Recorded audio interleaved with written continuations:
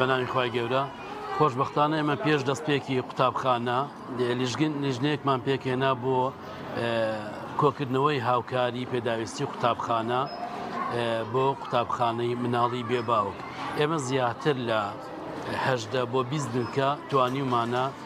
نووسنگەکانمان کە جلی قوتابخانە بەسەر مناڵی بێباوک پێداویستی قوتابخانە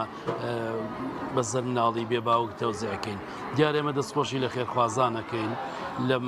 خەڵکی کە هاتوون هاوکارمان بوونە و ئەم کافی لە بەڕێزانەی کە ماگانە هاوکاری دەستگای خێرخوازی بەخشینەکەن بۆ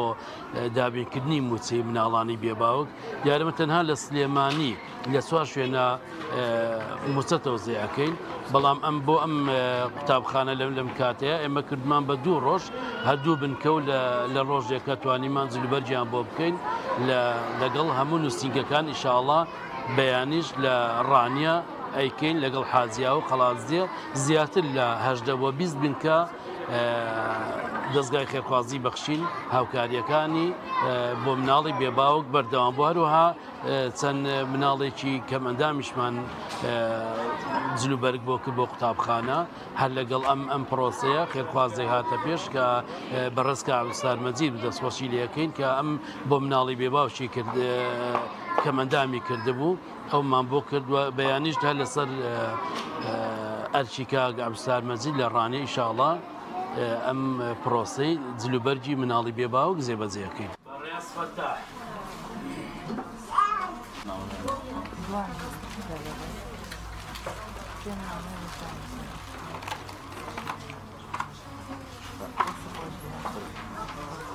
ئێمە وەکو دەستگای خوازی بەخشین بەشی بێباوکان سەرجەمە مناڵانی کە لە شاری سلێمانی موچەیان هەیە نەک خۆیان ئەوە خوشک و براکانیشان کە لە ماڵەوەن جلوبەرگی قوتابخانەمان بۆ دابین کردوون بە هاوکاری خێرخوازان کە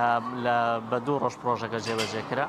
لەم دەیەم 2 ڕۆژەیە بە تەقریبی نزیکەی 400 مناڵ سودمەند بوون لە هاوکارەکانی دەستگای خوازی بەخشین کە لە هەموو ساڵێک لە دەستپێکی قوتابخانە ئێمە جلوبەرگ و پێداویستی قوتابخانە دابین دەکەین بۆ سەرجەم مناڵەکە. ئێمە ڕاستە هەموو ساڵێک ئەم گرفتەمان بۆ دروستە بێ، بەڵام سوپاس بەخوا کە ڕوودەنین لە خێرخوازان زۆر بە باشی دێن بەردەممانەوە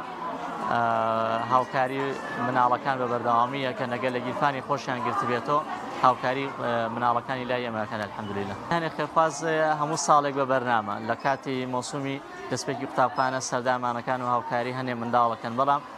ڕاستەکە ئەم ساڵ لیژنەیەکمان پێگێنا بۆ کۆکردنەوەی هاوکاری بۆ ئەم بابەتە و ئەو برایانە توانیان لەڕێی چەند خێرخوازێکەوە کۆمەڵە هاوکاری زیادە کۆ بکەنەوە بێنن جلوبەرگی قوتابخانەیان بۆ دابین بکەین. زۆر سپاسیم خێرخوازە بە ڕێزانەکەین هەمیشە هاوکاری مناڵی بێباوک و کەم دەرامەتن لە پێداویستی قوتابخانە لە زەخیرانە نەوت هەمیشە هاوکارمان بوون دەستیان خۆش بێخوا دەستگای بەخشینیش هەمیشە بەدەم ئەم مناڵانەوەن بەدەم ئێمەوەن زۆر سپاسیانەکەین هیوای لە شتاقی و سەلامەتی بۆ هەموو لایەکیانە خوازی. زۆر بەڕێزم برا گەوری ئێمە زۆر باشن زۆر لیان ڕازین خۆی گەورە لیشیان ڕازی بێ ئینشەڵڵا. منێکی گیان خۆمان خۆم کردچیم 2 مناڵی تەلەبەم هەیە نە وەڵڵا ناتوانم یعنی ئێتا ئێستاجلم بۆ نەکڕیوان ئەو سەجلم بۆ هەڵکردووە و دەستیان خۆش بێ خوا ڕزقیان با ئینشەڵڵا. تا هاتووم پێیوتم ئێستا لە مەکتەبیشە ینی ئەرەوڵا بەجلی ترۆ ڕۆشتەوە مەکتەب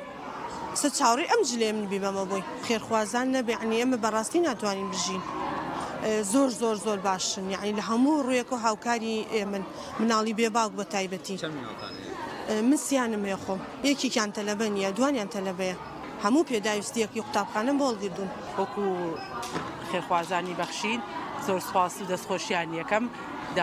هیوادارم ماندوونە ناسانە یارمەتی مناڵی بێباوکەیەن هیوادارم سەرکەوت و سەرفراز بن پشتیوان بەخوای تاکوتەنها ئێمە چەندێ لیان ڕازین خۆی ئەوە تاکوتەنها دوو ئەوە لیان ڕازی بێ ئینشەڵڵا هاوکاری مناڵی بێباوکیان کردووە مناڵەکانی ئێمەیان لەبیرە خۆی گەورەوانی لەبیر بێ ئینشەڵڵا و